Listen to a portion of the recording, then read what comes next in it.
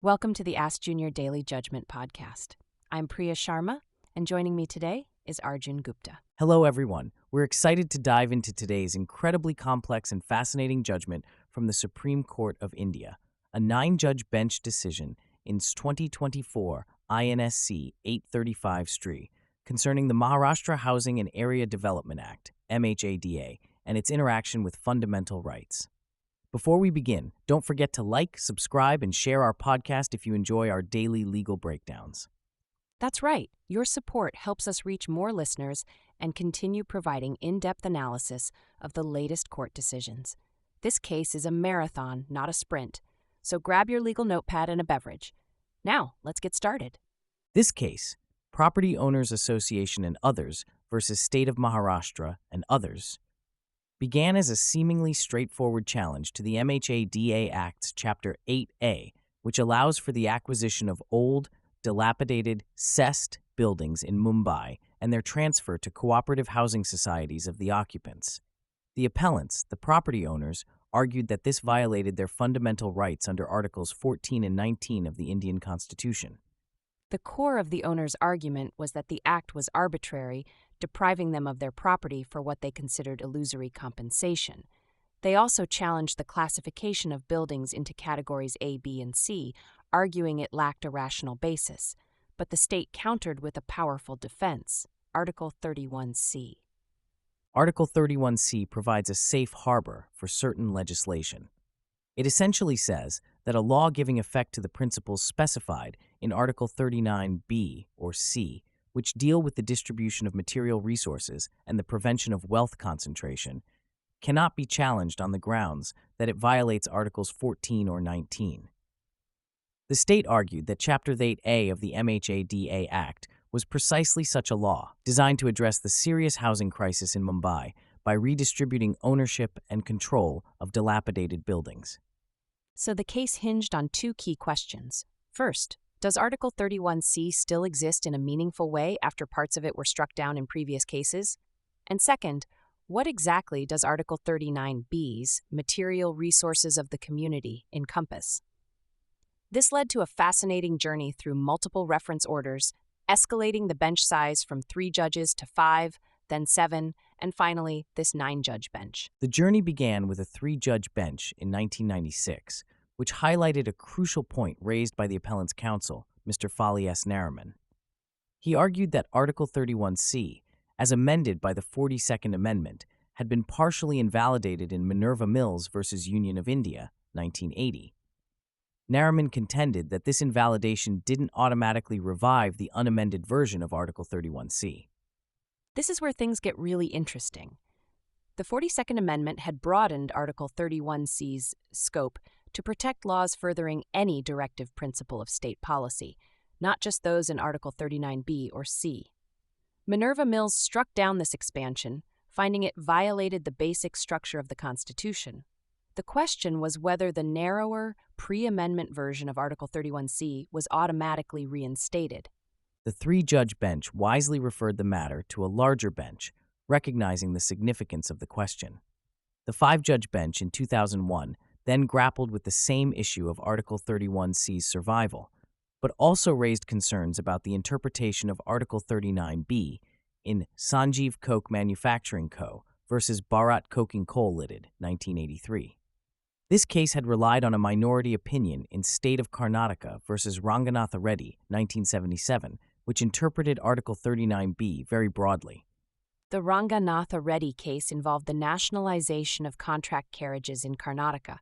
The majority upheld the nationalization on other grounds, but Justice Krishna Iyer, in a concurring opinion, argued that it was also justified under Article 39B because it involved the redistribution of material resources of the community.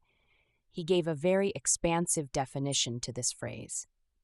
His interpretation, adopted by the 5-judge bench in Sanjeev Coke, essentially held that material resources of the community included all resources, public and private.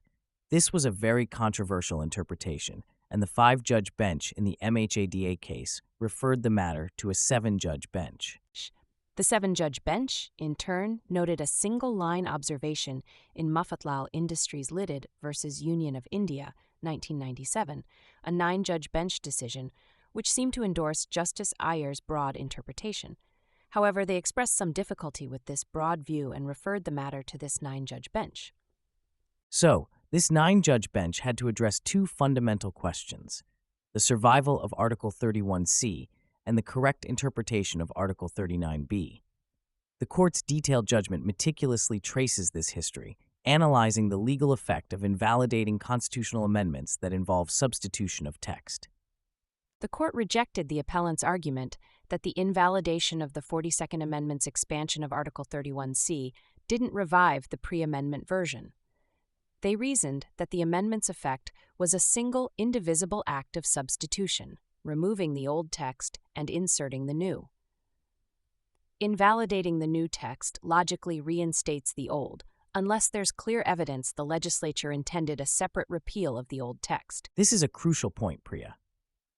The court emphasized that disaggregating the amendment into separate acts of repeal and enactment could lead to absurd results, leaving a legal vacuum where neither the old nor the new provision is valid.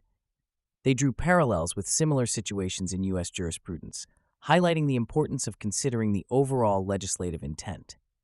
The court then tackled the interpretation of Article 39B. They rejected the extremely broad interpretation of material resources of the community, advanced by Justice Iyer in Ranganatha Reddy, and followed in Sanjeev Koch. They found this interpretation inconsistent with the text of Article 39B, which specifically mentions resources of the community, implying a distinction from purely private resources. The court argued that interpreting Article 39B to encompass all private property would amount to endorsing a specific economic ideology, something they felt was beyond their mandate. They emphasized that the framers of the Constitution didn't intend to impose a rigid economic structure, but rather to establish an ideal of economic democracy that allows for flexibility and evolution.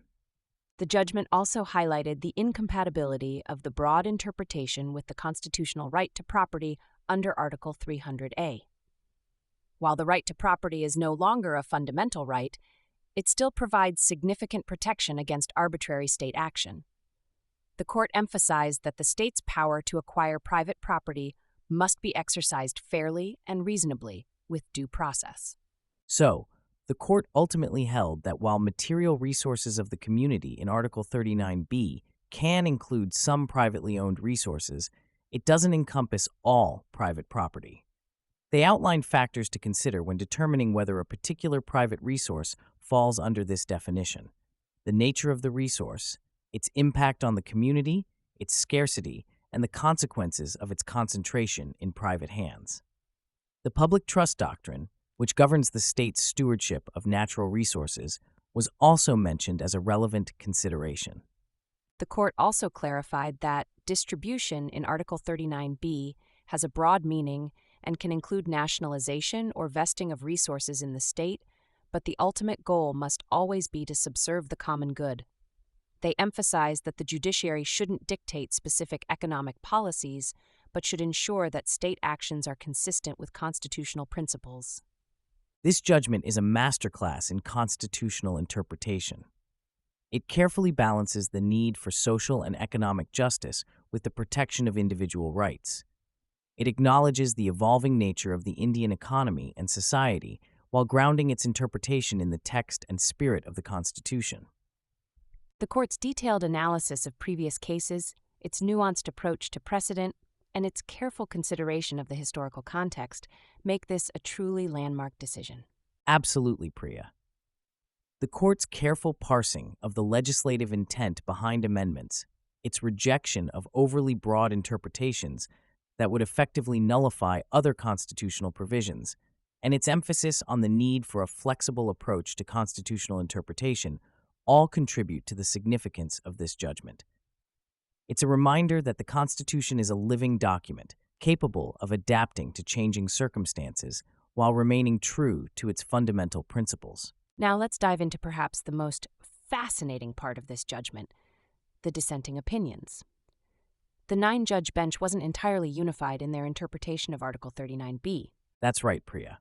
While there was unanimity on Article 31C's survival, we saw three distinct approaches to Article 39B. Justice Nagarathna and Justice Dhulia presented particularly interesting alternative viewpoints. Let's start with Justice Nagarathna's dissent. Her two-step framework for Article 39B offers a unique perspective on how we should understand the relationship between private property and community resources. Justice Nagarathna's approach was indeed fascinating. She emphasized that you can't just jump straight to distribution. Her framework requires a two-stage process. First, private resources must undergo what she called a transformation into material resources of the community through specific legal mechanisms. Could you elaborate on these transformation mechanisms she outlined? Certainly. Justice Nagarathna specified several valid methods: nationalization, acquisition, vesting by operation of law, state purchase, or even voluntary conversion through donations, gifts, or trusts. Only after this formal transformation could the state proceed to the distribution step. She was particularly careful to draw boundaries around personal effects, explicitly excluding them from this framework. That's a crucial limitation she imposed. Now let's turn to Justice Dhulia's dissent, which took quite a different approach. Yes, Justice Dhulia's dissent was remarkably bold.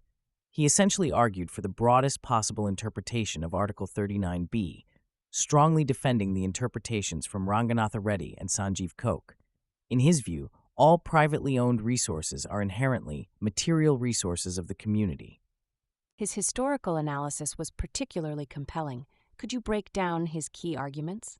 First, Justice Dhulia emphasized the Constituent Assembly debates, pointing out that they deliberately chose broad language in Article 39B to allow for flexibility. He saw this as clear evidence that they intended an expansive interpretation. He also placed significant emphasis on India's historical context and ongoing inequality. The inequality argument was particularly powerful. How did he connect that to Article 39B?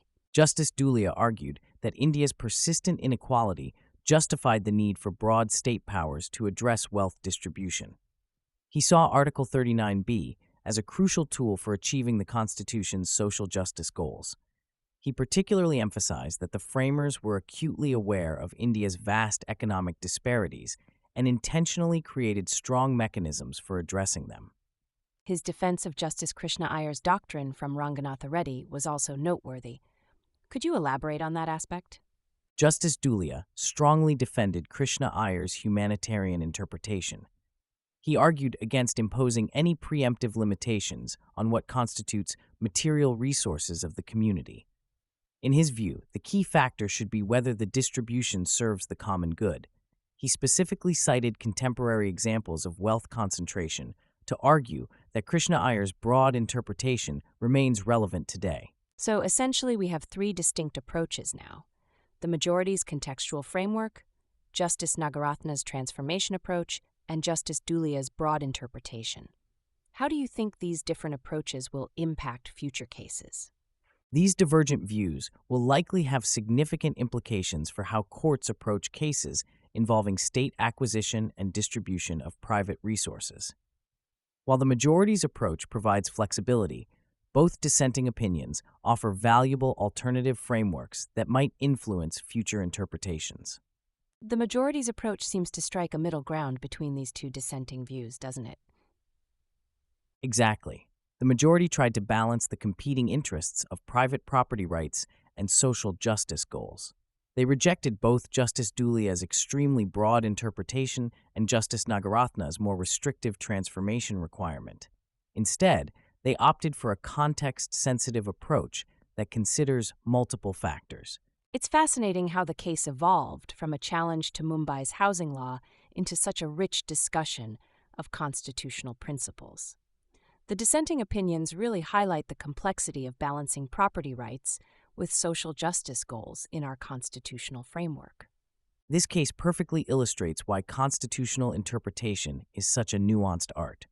Each approach, whether the majority's balanced framework, Justice Nagarathna's transformation requirement, or Justice Dhulia's broad interpretation, reflects different understandings of how best to achieve the Constitution's social justice objectives while respecting property rights. Before we wrap up, could you summarize the practical implications of these differing interpretations for future legislation? The majority's approach gives legislators flexibility while requiring them to justify their interventions. Justice Nagarathna's framework would require more formal processes for converting private property into community resources. Justice Dhulia's interpretation would give legislators the broadest latitude in redistributive policies. These different approaches will likely influence how future legislation is drafted and defended. This has been an incredibly rich discussion. Thank you, Arjun, for helping us unpack these complex constitutional issues. Thank you, Priya. And that brings us to the end of today's extended analysis. We hope our listeners found this deep dive into the majority opinion and dissenting views enlightening. Before we sign off, we'd like to remind our listeners once again to like, subscribe, and share our podcast. Your support means the world to us and helps us continue bringing you daily updates on the most important legal decisions. Absolutely. And don't forget to tune in tomorrow for another exciting episode. Until then, this is Arjun Gupta. And Priya Sharma, signing off. Thanks for listening to the Ask Junior Daily Judgment Podcast.